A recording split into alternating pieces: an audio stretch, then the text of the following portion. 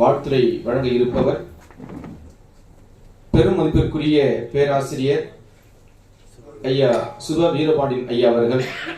ஐயா அவர்கள் 21 ஆண்டுகளுக்கு மேலாக பேராசிரியர் பணி செய்தவர். தன்னுடைய 45ஆம் வயதில் விருப்ப ஓய்வு பெற்றுவிட்டு 2007ஆம் ஆண்டு திராவிட இயக்க தமிழர் பேரவை என்னும் இயக்கத்தை நிறுவியவர். இன்று வரை பெரும் இயக்கத்தின் பொதுச் செயலராக இருந்து மிகச்சிறந்த முறையில் தமிழுக்கான பணியை ஆற்றி தமிழுக்காகவும் தொண்டு செய்து கொண்டிருப்பவர். கருஞ்சட்டை தமிழர் என்னும் மாத விரும்புகிற இதழின் ஆசிரியர், இலக்கிய ஆர்வலர், அரசியல், வரலாறு, இலக்கியம் என பன்முகத்தன்மை கொண்ட ஐயா அவர்களை வாழ்த்துரை வழங்க அன்போடு அழைக்கின்றோம். அதற்கு முன்பாக ஐயா அவர்களுக்கு பொன்னாடை போர்த்தி நினைவு பரிசு வழங்க நூலாசிரியர் திரு நா. ஆண்டியப்பன் ஐயா அவர்களை அன்போடு அழைக்கின்றோம்.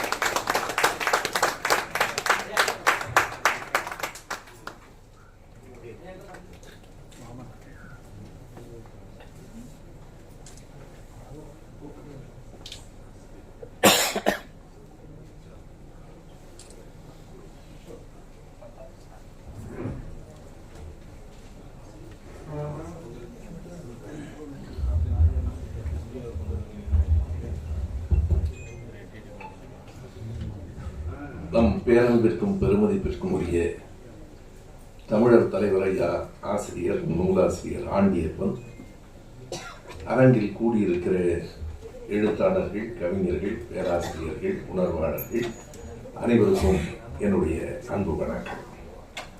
இந்த நூலில் கூறப்பட்டிருக்கிற செய்திகளில் பாதியை திரையில் கூடிய படம் சொல்லிவிட்ட பிறகு, மீதியை சுபாஷினி அவர்களும் சொல்லிவிட்ட பிறகு, இனி சொல்லுவதற்கு என்ன இருக்கிறது என்கிற ஒரு சிந்தனையோடு உங்கள் முன்னால் நான் நிற்கிறேன்.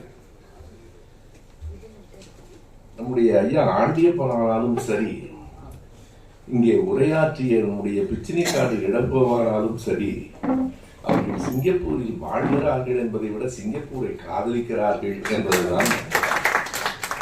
இளங்கோவன் ஒவ்வொரு சொல்லிலும் அந்த காதல் கலந்திருந்தது.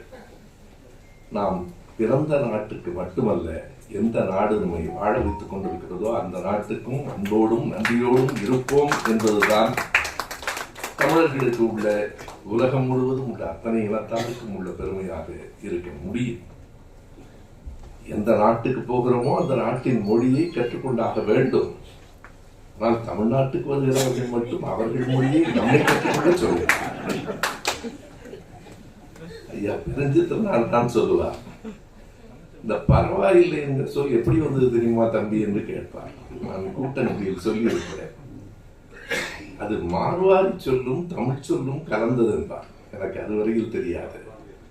மார்வாரிகளின் மொழியில் பர்வா என்றால் குற்றம் என்று பொருளாம்.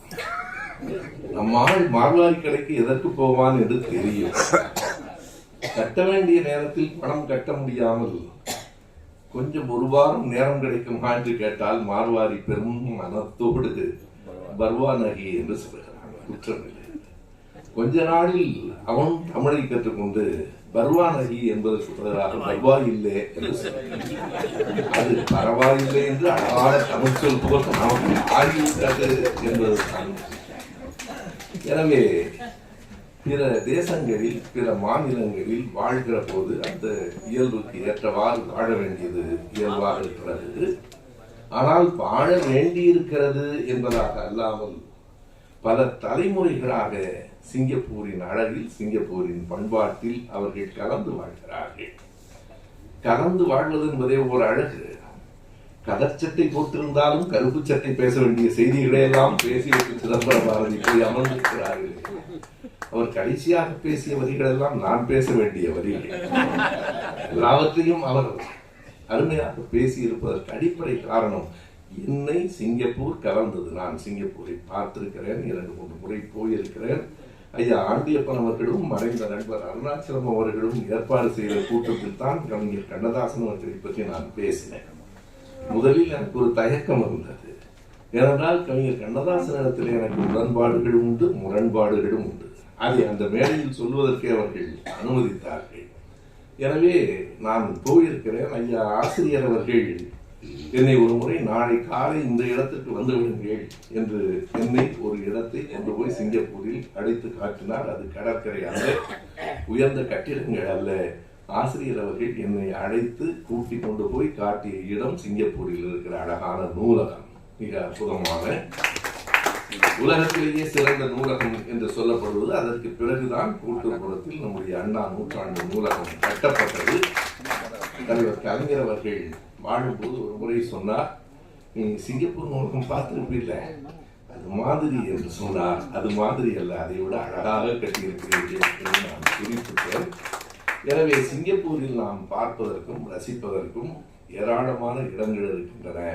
நான் மிகவும் ரசித்தது எது என்றால், அந்த ஊரின் அழகார்ந்த நம்முடைய இளங்கோ சொன்ன கவிதையிலே சொன்ன அது போன்ற இடங்கள், கட்டிடங்கள், கடற்கரைகள், ஆறுகள் இவைகள் அல்ல.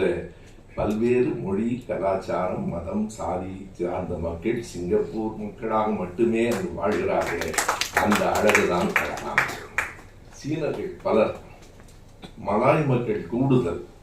ஆனாலும் அப்படி வேறுபாடுகள் இல்லை, ஒருவருக்கு ஒருவர் பகை இல்லை. எந்த மண்ணில் பகை இல்லையோ அந்த மண்ணே அழகானது. இதை சரியாக சொல்ல வேண்டுமானால், எந்த மண்ணில் பகை இல்லையோ அந்த மண்ணே அழகானது.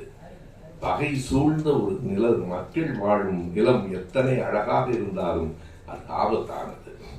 எனவே அதனை நாம் உள்வாங்கிக் கொள்ள வேண்டும். ஆனால் அங்கே ஒரு பெரிய செய்தியை பாருங்க. இந்த புத்தகத்திலேயே தொடக்கத்தில் ஆண்டியப்பன் அவர்கள் எழுதியிருக்கிறார், சிங்கப்பூர் விடுதலை பெற்ற நாள் என்று எழுதவில்லை, சிங்கப்பூர் வெளியேற்றப்பட்ட நாள் என்றுதான் குறித்திருக்கிறார். லீ குவான் யூவினுடைய அந்த ஆங்கில நூலை பெரும் பகுதியை நான் படித்திருக்கிறேன். அவரும் அதைத்தான் சொல்லுகிறார். எல்லோரும் ஆடுவோமே, பள்ளு பாடுவோமே, ஆனந்த சுதந்திரம் அடைந்து விட்டோம் என்று என்பதுதானே உலகம் முழுவதும் இருக்கிற மக்களின் மனநிலை. அப்படி இல்லை.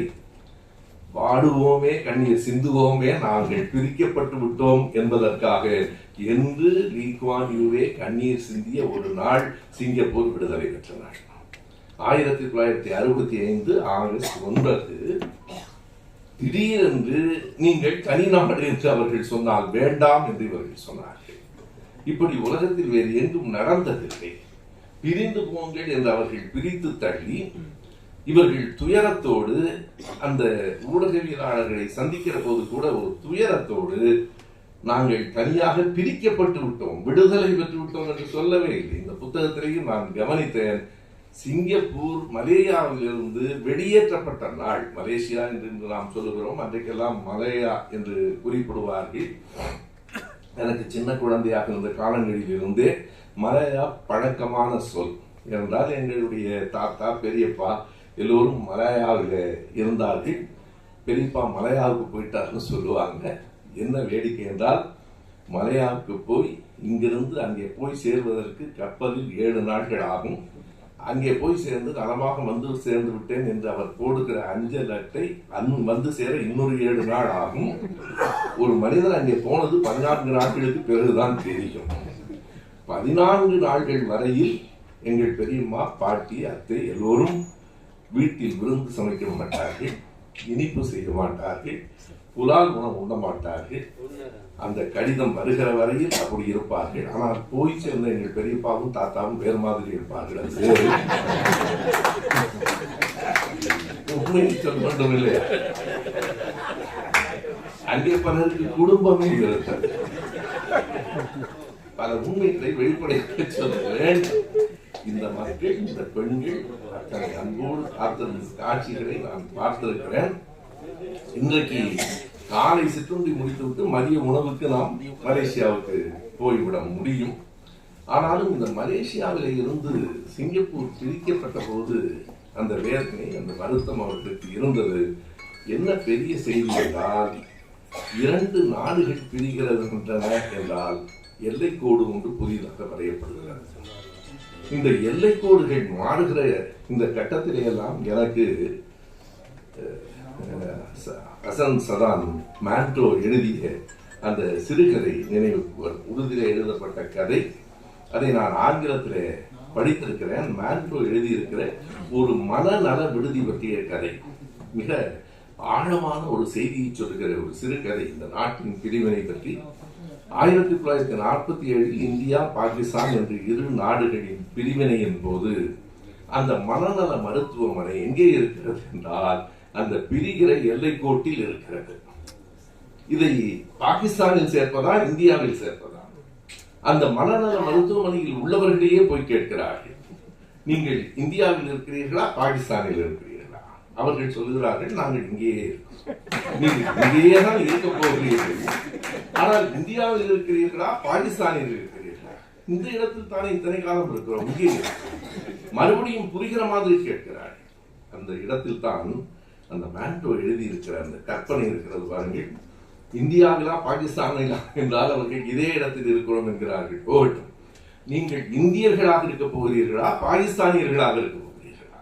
அவர்கள் சொல்கிறார்கள், நாங்கள் எப்போதும் போல சகோதரர்களாக. எனக்கு என்ன ஐயம் வந்தது என்றால், யாருக்கு பைத்தியம் வந்தது? யார் மனநலம் மற்றவர்கள்? அவர்களால் நாமா என்ற அந்த கேள்விதான். ஒரு சின்ன படம் திரையில் ஓடும்.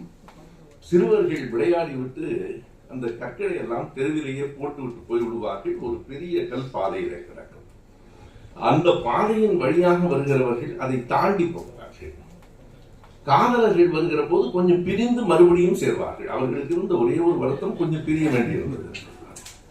யாருக்கும் அந்த கல்லை எடுத்து போட வேண்டும் என்று தோன்றவில்லை. பார்வை இல்லாத ஒருவர் தன் கையில் இருக்கிற அந்த தடியை தட்டி கொண்டே வருகிறார். அந்த தடியில் கல் படுகிறது. அவர் அமர்ந்து அந்த கல்லை எடுத்து ஓரமாக போட்டுவிட்டு போகிற போது திரையிலே ஒரு கேள்வி வரும், who is blind என்று. யார் பார்வையற்றவன்? நாமா அவர்களா?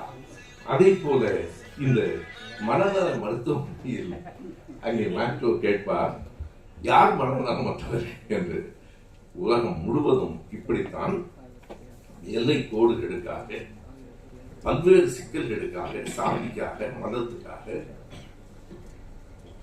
திரும்ப திரும்ப மனிதர்கள் போராடி கொண்டிருக்கிறார்கள். இந்த புத்தகத்திலேயும் ஒரு செய்தி என்னை வருத்திய செய்தி, அதை மகிழ்விப்பதற்கான செய்திகள் தான் நிறைய இருக்கின்றன. சிங்கப்பூரில் எப்படி தொழிற்சாலைகள் கூடின, பாதைகள் சாலைகள் சரி செய்யப்பட்டன, படம் மிக அழகாக காட்டியது. 1000 சொற்களை விட ஒரு திரைப்படம் வலிமையானது. நான் எண்ணி பார்த்த போது, நீங்கள் இப்படி படம் போடுவீர்கள் என்று தெரிந்தால் நான் சிரமப்பட்டு படித்துக் கொண்டிருக்க வேண்டாமோ என்று தோன்றியது. ஏனென்றால் அவர் கொடுத்த புத்தகத்தை சிங்கப்பூர் போயிருந்த போது கொடுத்தார். அதை எங்கோ வைத்து விட்டார். நேற்றைக்கு முழுவதும் தேடி அவருக்கே தொலைபேசி, புத்தக கண்காட்சியில கிடைக்குமா என்று கேட்டேன். இல்லை என்றார்.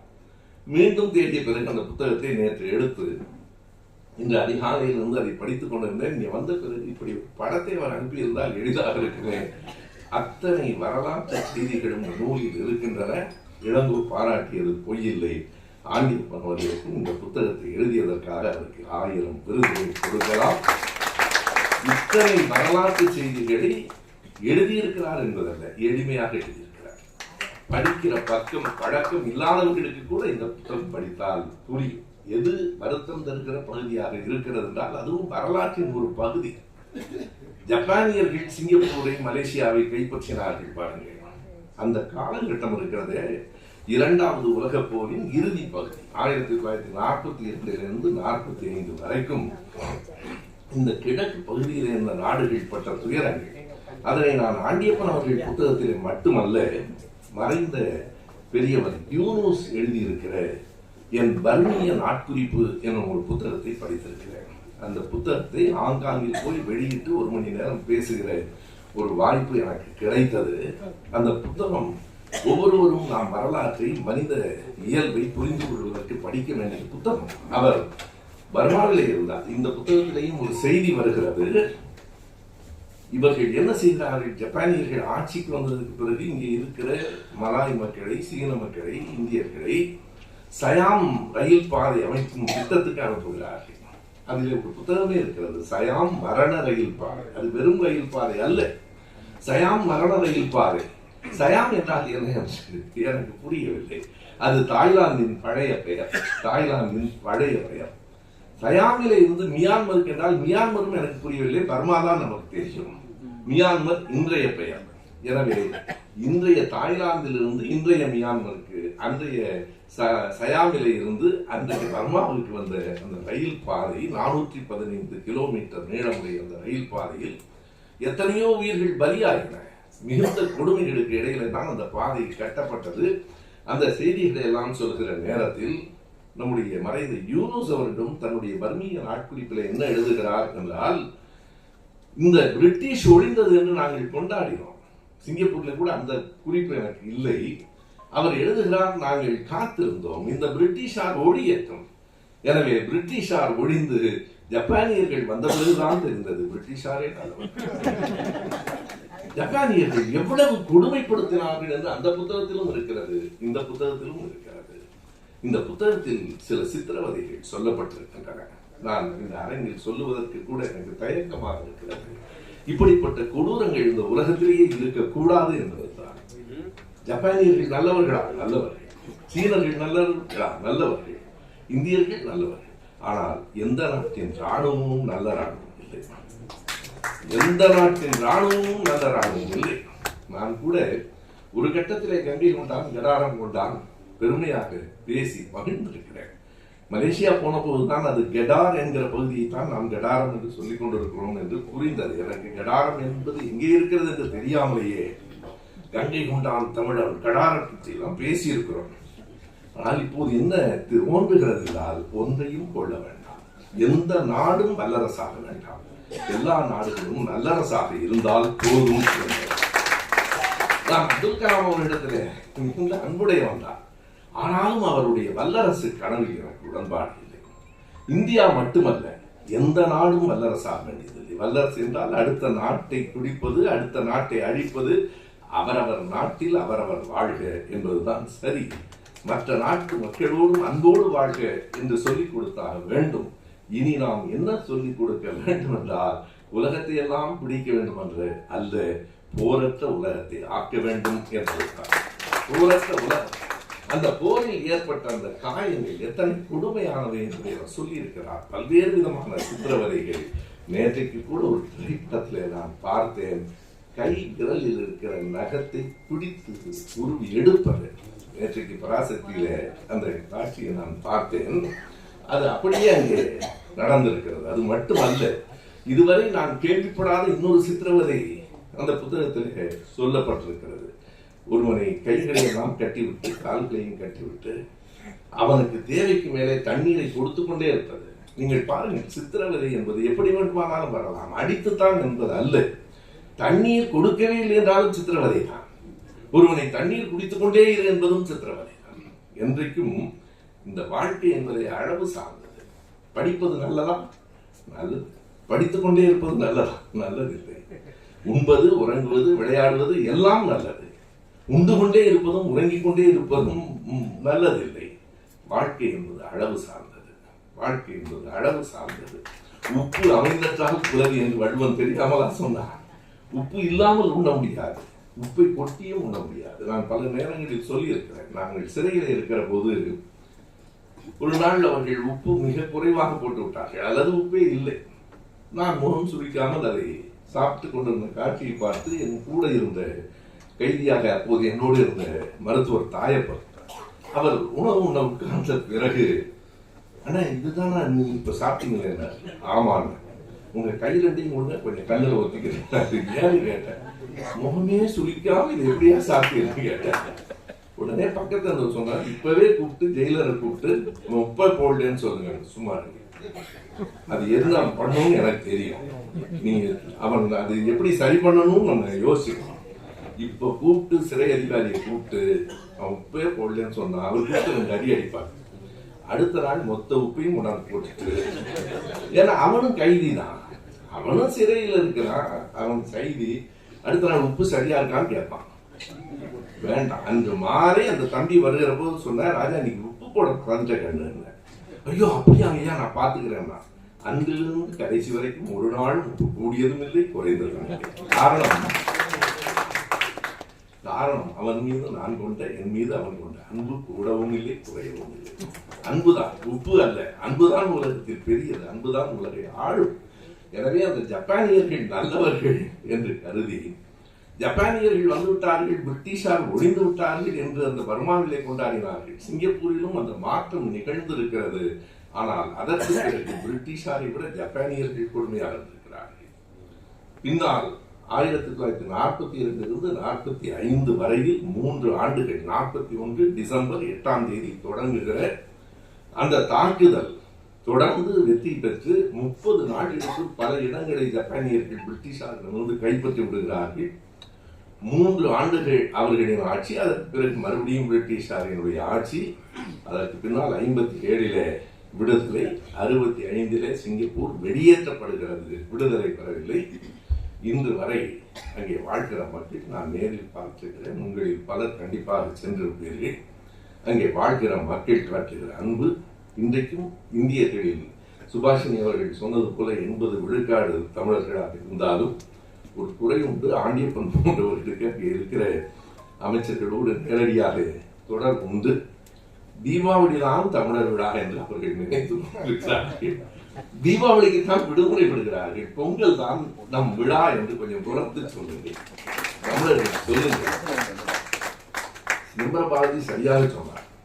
எனக்கு இந்த புத்தகத்தை நான் சிங்கப்பூர் போயிருக்கிற போது என் அண்ணன் மகன் வள்ளியப்பன் வீட்டிலே பார்த்தேன். ஏன் ஆண்டியப்பன் ஐயா மாமனத்தில் எடுத்திருக்கிறார் என்று எனக்கு தோன்றிற்று.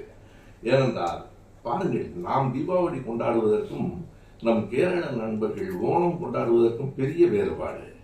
நாம் கொன்றவனை கொண்டாடுகிறோம், அவர்கள் எதிர்த்தவனை கொண்டாடுகிறார்கள். அவர்கள் மாவலி, அவர்கள் யாரை கொண்டாடுகிறார்கள் என்றால் வாமனனை கொண்டாடவில்லை, மாவலியை எதிர்த்து நின்ற, மறுபடியும் மாவலி வருவான் என்று அந்த மக்கள் காத்திருக்கிறார்கள். கொல்லப்பட்டவனுக்காக அந்த மக்கள் நிற்கிறார்கள். அந்த தீவு சின்ன தீவு என்பதற்காக வாமன தீவு என்று ஐயா பெயர் வைத்திருக்கலாம். அந்த பெயர் மட்டும் பொருத்தமில்லை. என்ன காரணம் என்றால், சிங்கப்பூர் யார் தலையிலையும் காலை வைத்து அழுத்தவில்லை, மற்றவர்களுக்கு புகழ் கொடுத்து உயர்த்துகிறார். வாமனம் செய்த செயலை சிங்கப்பூர் செய்யவே இல்லை. எனவே அது வாமன தீவு அல்ல, மாவலி தீவு என்று வேண்டுமானாலும் சொல்ல, அது வாமன தீவு அல்ல, அது ஒன்றுபட்டு மக்கள் வாழ்கிற தீவு. அந்த தீவின் வரலாற்றை உழைப்பால் யாரும் முன்னேற முடியும், ஒற்றுமையால் முன்னேற முடியும், அன்பினால் முன்னேற முடியும் என்பதை சிங்கப்பூர் காட்டுகிறது. கற்றுக்கொள்வோம். நன்றி.